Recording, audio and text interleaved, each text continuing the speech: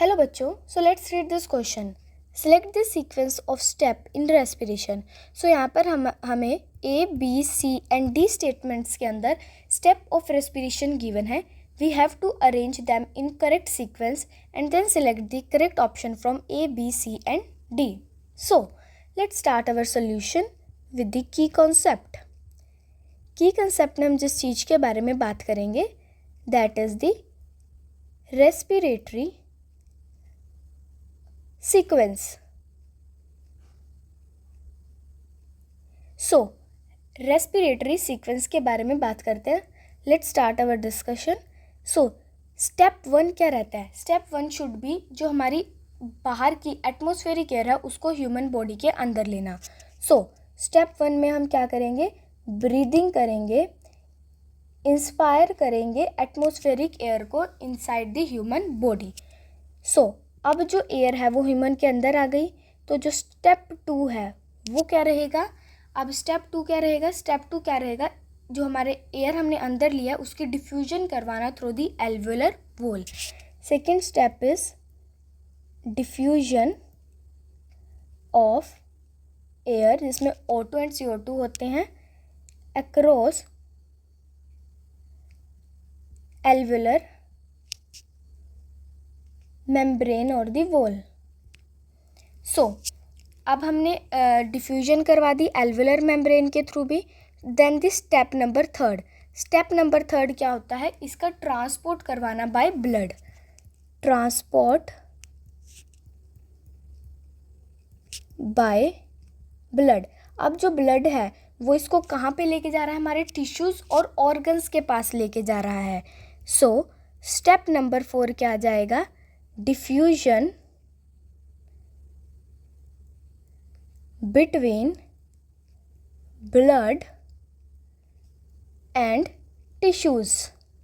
अब टिश्यूज़ के पास क्यों लेके जा रहा है? ताकि टिश्यूज़ जो है इसको यूटिलाइज कर सके और एनर्जी प्रोड्यूस कर सके. सो स्टेप नंबर 3 क्या आ जाएगा?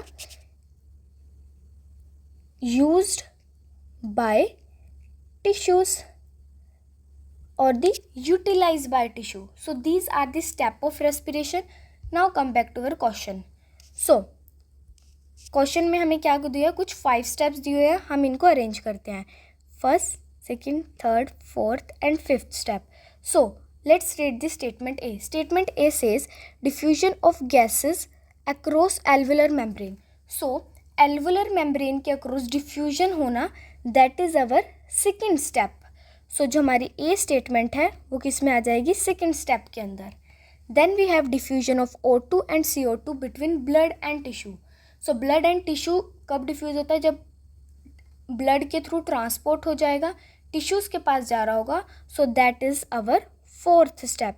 सो यहाँ पर बी जो स्टेटमेंट है वो हमारे फोर्थ स्टेप के अंदर आ जाएगी. Then is the transport of gases by blood.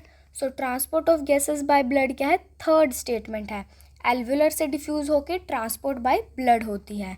Then the fourth statement says pulmonary ventilation. Pulmonary ventilation का मतलब होता है ब्रीदिंग, एटमॉस्फेरिक एयर को ह्यूमन बॉडी के अंदर लेना. So that is our first step.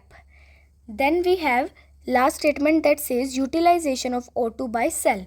तो यूटिलाइज हम कब करते हैं? That is the end step of respiration. So D E statement is the and part of the respiration. So this is the sequence we got. Let's find the sequence in our options. So option A says D A C B E. So yes, this is the correct sequence. So here option A is correct. Option A जो है वो हमारा क्या हो जाएगा? Correct. So we have proven our solution with the help of key concept as well. I hope you understood it well. Thank you.